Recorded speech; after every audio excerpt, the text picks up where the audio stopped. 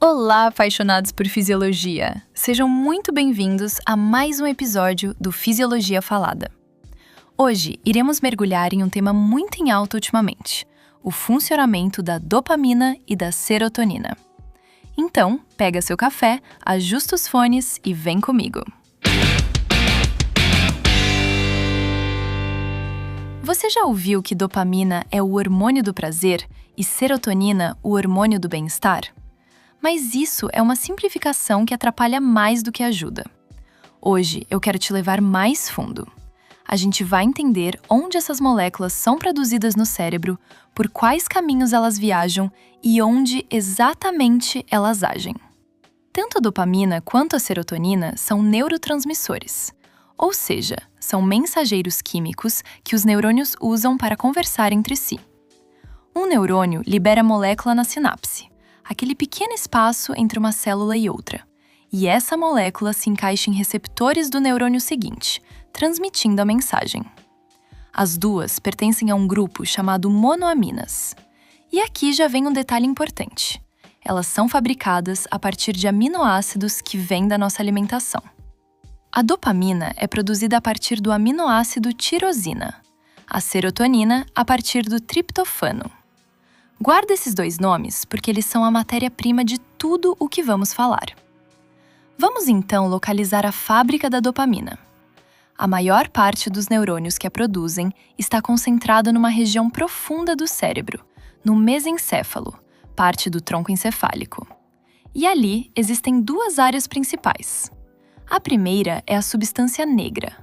O nome vem da cor escura dessas células. A segunda é a área tegmental ventral, que os textos abreviam como ATV. São pequenos aglomerados de neurônios, mas com influência enorme. E cada uma envia dopamina para destinos diferentes, formando verdadeiras estradas, as vias dopaminérgicas. A primeira via sai da substância negra e vai até o estriado, ligado aos núcleos da base. É a via que controla o movimento. E aqui está uma conexão clínica fundamental. Na doença de Parkinson, os neurônios da substância negra degeneram e morrem. Sem dopamina suficiente nessa via, surgem os tremores, a rigidez e a lentidão. A falta de dopamina nessa estrada específica tem um rosto clínico muito claro. A segunda via, a estrela do nosso episódio, sai da área tegmental ventral e segue para regiões ligadas à motivação e à recompensa, como o núcleo accumbens e o córtex pré-frontal. É a chamada via mesolímbica e mesocortical. É aqui que a dopamina influencia o que sentimos como motivação, busca e aprendizado. O que eu quero que você entenda como esse episódio é que a dopamina não está, essencialmente, sinalizando prazer. Ela está sinalizando aprendizado e previsão. O cérebro vive fazendo uma comparação. O que eu esperava que acontecesse contra o que de fato aconteceu. Quando algo vem melhor do que o esperado, os neurônios da ATV disparam e liberam mais dopamina no núcleo accumbens. Quando vem como o esperado, quase não há mudança. E quando vem pior, a dopamina cai abaixo do nível de base. Esse mecanismo tem um nome: erro de previsão de recompensa. É assim que o cérebro aprende o que vale a pena repetir. O pico de dopamina diante de uma surpresa boa funciona como um sinal que diz: isso foi melhor do que eu esperava, memoriza, faz de novo. É por isso que experiências novas marcam tanto. E por isso que, com a repetição, a mesma coisa perde o impacto. O cérebro aprendeu, a recompensa virou previsível e o pico diminui.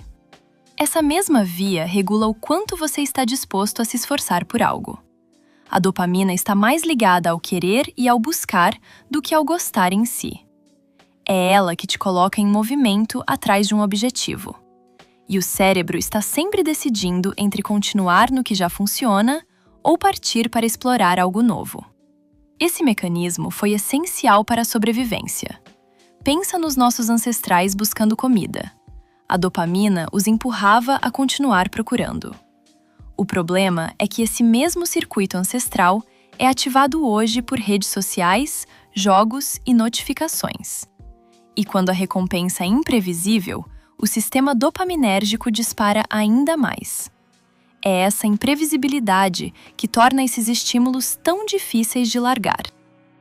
Se a dopamina nasce na substância negra e na ATV, a serotonina é produzida em um conjunto de núcleos no tronco encefálico, ao longo da linha média, os núcleos da RAF. E aqui tem um detalhe. Os núcleos da RAF enviam fibras para praticamente todo o sistema nervoso central, córtex, sistema límbico, cerebelo, descendo até a medula. É uma das redes de distribuição mais amplas do cérebro inteiro. A serotonina está literalmente espalhada por todo lado. E olha um dado surpreendente. A maior parte da serotonina do corpo, mais de 90%, não está no cérebro.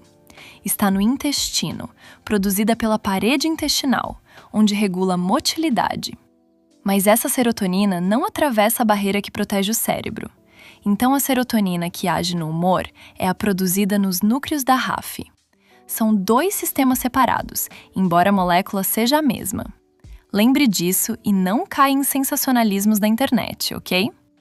Se dopamina está ligada à ação e ao vai lá e faz, a serotonina está ligada ao controle, ao equilíbrio e à regulação do comportamento. Uma função central dela é a inibição ativa. E presta atenção nesse ativa. Não é um freio passivo, não é só a ausência de ação. É um controle ativo, uma decisão neural de segurar o impulso.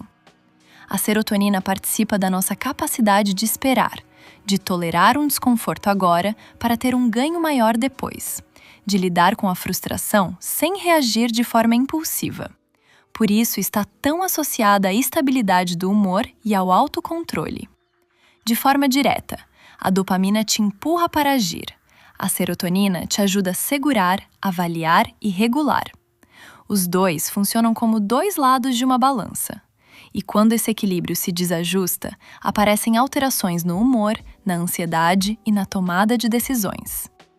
Isso explica como funcionam os antidepressivos mais conhecidos, os inibidores seletivos da recaptação de serotonina, os ISRS. Lembra da sinapse? Depois que a serotonina passa a mensagem, ela normalmente é recolhida de volta pelo neurônio que a liberou, a recaptação. O que os ISRS fazem é bloquear esse recolhimento. Assim, a serotonina permanece mais tempo agindo na sinapse. Mas atenção, o efeito clínico não é imediato, leva semanas. Isso mostra que não basta ter mais serotonina disponível. O cérebro precisa de tempo para se reorganizar e remodelar conexões. É adaptação, não um simples liga e desliga. Durante muito tempo, só conseguíamos estudar esses neurotransmissores em animais ou fatias de tecido. Medir em um cérebro humano vivo, em tempo real, parecia impossível. Mas conseguiram. Aproveitando cirurgias já indicadas, como o implante de eletrodos em pacientes com Parkinson, pesquisadores usaram sensores capazes de detectar essas moléculas em frações de segundo, enquanto a pessoa, acordada, tomava decisões. E o que viram refinou tudo. A dopamina respondia não só à recompensa recebida, mas também ao que a pessoa poderia ter recebido se escolhesse diferente.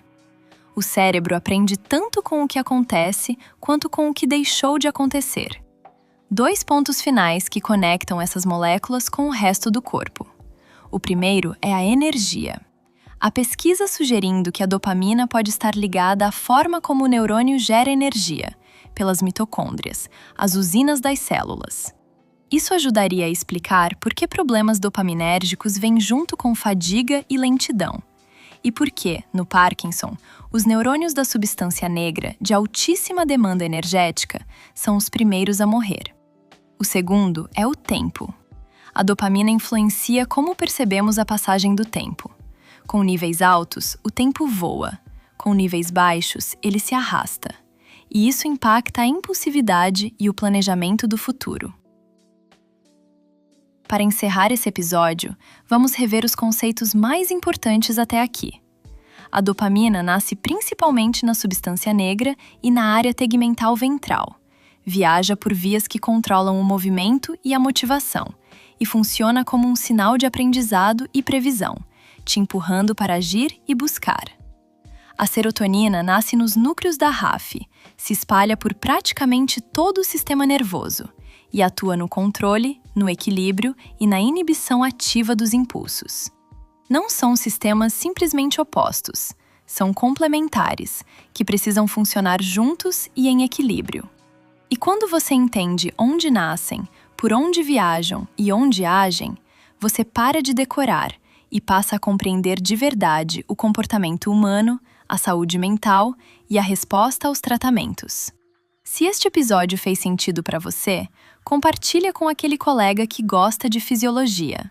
E continua comigo, porque por trás de cada emoção e de cada decisão existe uma fisiologia esperando para ser compreendida. Muito obrigado e até o próximo Fisiologia Falada.